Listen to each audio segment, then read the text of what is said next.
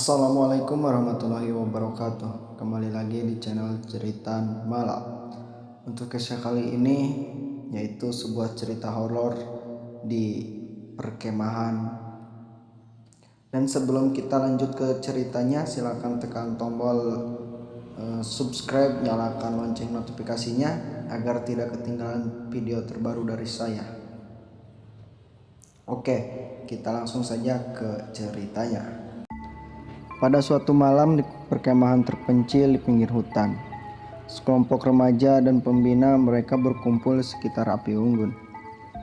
Mereka sedang menikmati malam yang tenang, menceritakan kisah-kisah seram untuk saling menakuti. Namun, mereka tidak tahu bahwa malam itu sebuah kisah horor akan menjadi kenyataan.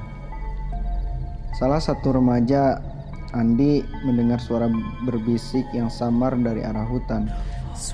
Awalnya ia mengira itu hanya angin atau suara binatang. Tapi semakin lama ia mendengarkan, semakin jelas bahwa itu suara memanggil namanya.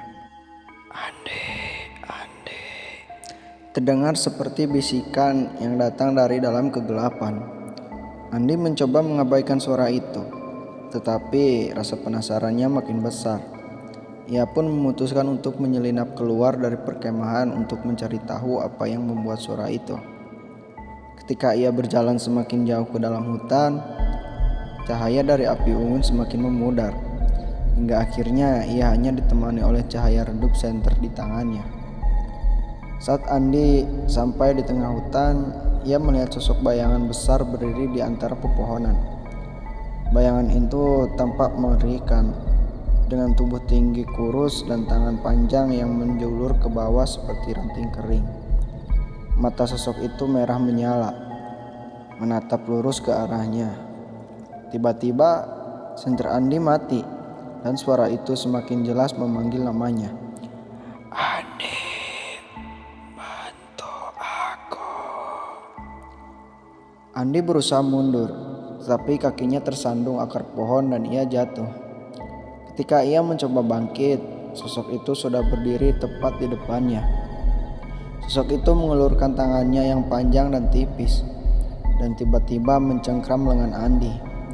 Suara bisikan itu kini terdengar di telinganya, seolah-olah berasal dari dalam pikirannya sendiri. Bantu aku keluar dari sini. Dengan panik, Andi menendang sosok itu dan berhasil melepaskan diri. Ia berlari sekencang mungkin kembali ke perkemahan. Ketika ia sampai di sana, napasnya tersengal-sengar dan wajahnya pucat. Para remaja lain dan pembina melihat Andi dengan bingung. Ada apa, Andi? Apa yang terjadi? Tanya pembina. Andi gemetar dan menunjukkan ke arah hutan. Ada sesuatu di sana.